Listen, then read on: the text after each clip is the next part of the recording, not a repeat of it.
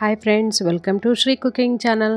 ನಾನು ಇವತ್ತು ತುಂಬಾ ಟೇಸ್ಟಿಯಾಗಿ ತುಂಬಾ ರುಚಿಕರವಾದ ಮಟನ್ ಬಿರಿಯಾನಿನ ಮಾಡ್ತಿದ್ದೀನಿ.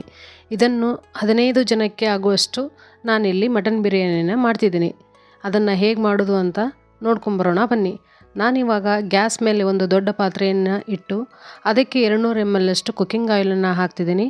ಹಾಗೆ ಸ್ವಲ್ಪ ತುಪ್ಪವನ್ನು ಹಾಕ್ತಿದ್ದೀನಿ.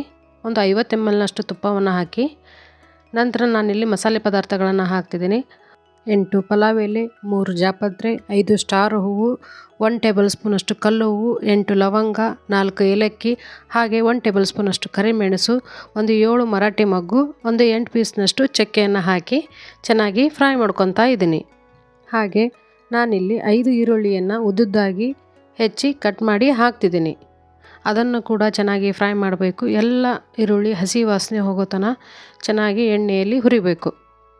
ಈರುಳ್ಳಿ ಒಂದು ಸ್ವಲ್ಪ ಬ್ರೌನ್ ಕಲರ್ ಬರೋ ತನಕ ಹುರಿದಾದ ನಂತರ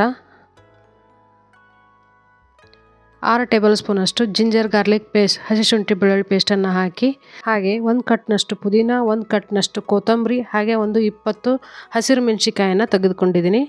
ಹಸಿರು ಮೆಣಸಿಕಾಯಿ ಖಾರ ನಾರ್ಮಲ್ ಇದೆ. ಇದನ್ನು ನುಣ್ಣಾಗಿ ಪೇಸ್ಟ್ ಮಾಡಿಕೊಂಡು ಬರಬೇಕು.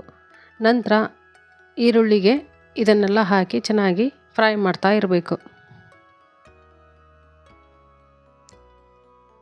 ಇದು ಚೆನ್ನಾಗಿ ಕುದಿ ಬರಬೇಕು. ನಾನಿಲ್ಲಿ 2 kg ಮಟನನ್ನು ಹಾಕ್ತಿದ್ದೀನಿ. ಇದು ಟಗರಿನ ಮಟನ್. 2 kg ಮಟನನ್ನು ಹಾಕಿ ಇದನ್ನು ಕೂಡ ಚೆನ್ನಾಗಿ ಫ್ರೈ ಮಾಡ್ತಾ ಇರಬೇಕು. ಯಾರೆಲ್ಲ ಹೊಸದಾಗಿ ಈ ವಿಡಿಯೋನ ನೋಡ್ತಾ ಇದ್ದೀರಾ, ಈ ವಿಡಿಯೋಗೊಂದು ಲೈಕ್ ಕೊಡಿ, ಹಾಗೆ ಸಬ್ಸ್ಕ್ರೈಬ್ ಮಾಡಿ, ಪಕ್ಕದಲ್ಲಿರೋ ಬೆಲ್ ಬಟನನ್ನು ಕ್ಲಿಕ್ ಮಾಡಿ, ಆಲ್ ಅಂತ ಸೆಲೆಕ್ಟ್ ಮಾಡಿದರೆ ನಾವು ಮಾಡೋ ಹೊಸ ರೆಸಿಪಿ ನಿಮಗೆ ಮೊದಲು ಬರುತ್ತೆ. ನಾನಿಲ್ಲಿ 3 ಟೇಬಲ್ ಸ್ಪೂನಷ್ಟು ಅರಿಶಿಣ ಪುಡಿಯನ್ನು ಹಾಕ್ತಿದ್ದೀನಿ. ಅರಿಶಿಣ ಪುಡಿ ಮನೆಯಲ್ಲೇ ತಯಾರಿಸಿದ್ದು. ಹಾಗೆ 4 ಟೇಬಲ್ ಸ್ಪೂನಷ್ಟು ಧನಿಯಾ ಪೌಡರ್. ನಾವು ಈ ಎಲ್ಲ ಮಸಾಲೆ ಪದಾರ್ಥಗಳನ್ನು ಮನೆಯಲ್ಲೇ ರೆಡಿ ಮಾಡಿದ್ದೀವಿ. ಹಾಗೆ 4 ಟೇಬಲ್ ಸ್ಪೂನಷ್ಟು ಗರಂ ಮಸಾಲವನ್ನು ಹಾಕ್ತಿದ್ದೀನಿ. 1 ಟೇಬಲ್ ಸ್ಪೂನಷ್ಟು ಬಿರಿಯಾನಿ ಪೌಡ್ರನ್ನು ಹಾಕ್ತಿದ್ದೀನಿ. ಹಾಗೆ ರುಚಿಗೆ ತಕ್ಕಷ್ಟು ಉಪ್ಪನ್ನು ಹಾಕಬೇಕು. ಇವನ್ನೆಲ್ಲ ಚೆನ್ನಾಗಿ ಮಿಕ್ಸ್ ಮಾಡ್ತಾ ಇರಬೇಕು. ನಾನಿಲ್ಲಿ 2 kg ಮಟನ್ಗೆ 2 kg ಅಕ್ಕಿಯನ್ನು ತೆಗೆದುಕೊಂಡಿದ್ದೀನಿ. ಹೆಚ್ಚು ಕಡಿಮೆ 10 ರಿಂದ 15 ಜನ ಆರಾಮ್ಸೆಯಾಗಿ ಬಿರಿಯಾನಿಯನ್ನು ಊಟ ಮಾಡ್ಬೋದು. ಈ ಕನ್ಸಿಸ್ಟೆನ್ಸಿಯಲ್ಲಿ ಚೆನ್ನಾಗಿ ಮಟನ್ ಎಲ್ಲ ಚೆನ್ನಾಗಿ ಬೇಯಬೇಕು. ಆ ಮಸಾಲೆ ಎಲ್ಲ ಹತ್ಕೋಬೇಕು. 3/4 ಗಂಟೆಯಿಂದ 1 ಗಂಟೆ ಹಿಡಿಯುತ್ತೆ ಈ ಬಿರಿಯಾನಿ ರೆಡಿ ಮಾಡಲಿಕ್ಕೆ. ಸ್ವಲ್ಪ ಆದರೆ ಬೇಗ ಆಗುತ್ತೆ. ನಾನು 2 kg ಮಟನನ್ನು ಹಾಕ್ತಿದ್ದೀನಲ್ಲ ಅದಕ್ಕೆ. ಹಾಗೆ 2 ಲಿಂಬೆಹಣ್ಣನ್ನು ಹಾಕ್ತಿದ್ದೀನಿ ಹಿಂಡಿ. ನಂತರ ಜೀರಾ ರೈಸನ್ನು ಚೆನ್ನಾಗಿ ತೊಳೆದು ಅದನ್ನು ಕೂಡ ಹಾಕಿ ಚೆನ್ನಾಗಿ ಮಿಕ್ಸ್ ಮಾಡ್ತಾಯಿದ್ದೀನಿ. ಮಸಾಲೆ ಎಲ್ಲ ಈ ಅಕ್ಕಿಗೆ ಹತ್ಕೋಬೇಕು. ಆ ಥರ ಮಿಕ್ಸ್ ಮಾಡಿ ನಾನಿಲ್ಲಿ 2 kg ಅಕ್ಕಿಗೆ 4 ಲೀಟರ್ ನೀರನ್ನು ಹಾಕ್ತಿದ್ದೀನಿ. ಎಲ್ಲ ತರಹದ ಅಕ್ಕಿನೂ ಒಂದೇ ಥರ ನೀರನ್ನು ಹಿಡಿಯೋದಿಲ್ಲ. ಒಂದೊಂದು ಥರ ಅಕ್ಕಿ ಒಂದು ಸ್ವಲ್ಪ ಹೆಚ್ಚಿಗೆ ನೀರು ಹಿಡಿಯುತ್ತೆ, ಒಂದು ಸ್ವಲ್ಪ ಕಡಿಮೆ ನೀರಾದರೂ ಹಿಡಿಬೋದು. ಅದು ಕನ್ಸಿಸ್ಟೆನ್ಸಿ ನಿಮಗೆ ಗೊತ್ತಿರಬೇಕು.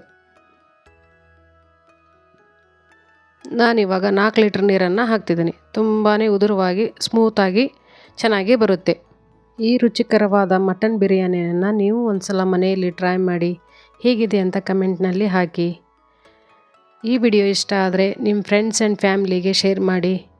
ನಾನ್ ವೆಜ್ ಇಷ್ಟಪಡೋರಂತೂ ಈ ರೆಸಿಪಿ ತುಂಬಾ ಇಷ್ಟ ಆಗುತ್ತೆ.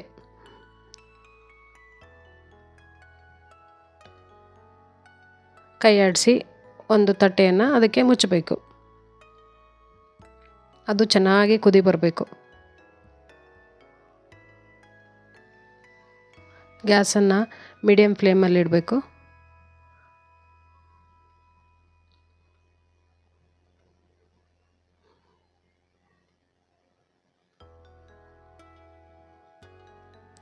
ಈ ಥರ ಉದುರಾಗಿ ಚೆನ್ನಾಗಿ ಬಂದಿದೆ.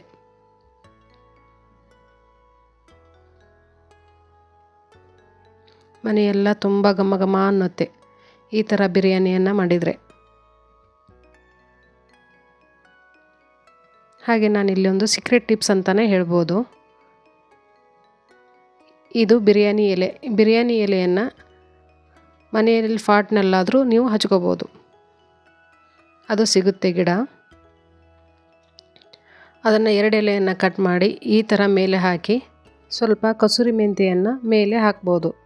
ಹಾಕಿದರೆ ತುಂಬಾ ಪರಿಮಳ ಚೆನ್ನಾಗಿ ಬರುತ್ತೆ. ಈ ಥರ ಹಾಕಿ ಒಂದು 5 ರಿಂದ 10 ನಿಮಿಷಗಳ ಕಾಲ ನಿಧಾನ ಉರಿಯಲ್ಲಿಟ್ಟು ಚೆನ್ನಾಗಿ ಬೇಯಿಸ್ಕೋಬೇಕು. ನಂತರ ಮೇಲ್ಗಡೆ ತುಪ್ಪವನ್ನು ಹಾಕಿದರೆ ಇನ್ನೂ ಟೇಸ್ಟು ತುಂಬಾ ಚೆನ್ನಾಗಿ ಬರುತ್ತೆ. ಈ ರೀತಿ ನೀವು ಮಟನ್ ಬಿರಿಯಾನಿಯನ್ನು ಮಾಡಿ ಪದೇ ಪದೇ ಇದೇ ಥರ ಮಾಡಿಕೊಂಡು ತಿಂತೀರ, ಅಷ್ಟು ಟೇಸ್ಟಿಯಾಗಿ ಬರುತ್ತೆ. 5 ನಿಮಿಷಗಳ ಬೇಯಿಸಿದ ನಂತರ ಸೂಪರಾಗಿ ಬಂದಿದೆ, ತುಂಬಾ ಚೆನ್ನಾಗಿ ಆಗಿದೆ. ಇವಾಗ ನೋಡಿ ಹೇಗೆ ಕಾಣ್ತಿದೆ ಅಂತ.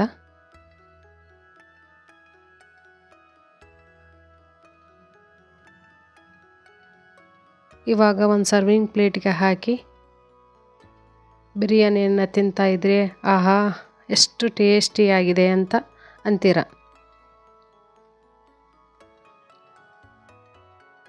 ನೋಡಿ ಎಷ್ಟು ಚೆನ್ನಾಗಿ ಬಂದಿದೆ ಅಂತ. ತುಂಬಾ ಟೇಸ್ಟಿಕರವಾದ ಈ ಮಟನ್ ಬಿರಿಯಾನಿಯನ್ನು ನೀವು ಒಂದ್ಸಲ ಮನೆಯಲ್ಲಿ ಟ್ರೈ ಮಾಡಿ. ಇವಾಗ ಒಂದು ಸರ್ವಿಂಗ್ ಪ್ಲೇಟಿಗೆ ಹಾಕ್ಕೊಂಡು ತಿಂತಾ ಇದ್ದರೆ ಆಹಾ ಬಾಯಲ್ಲಿ ನೀರು ಬರುತ್ತೆ, ಅಷ್ಟು ಚೆನ್ನಾಗಿ ಆಗಿದೆ.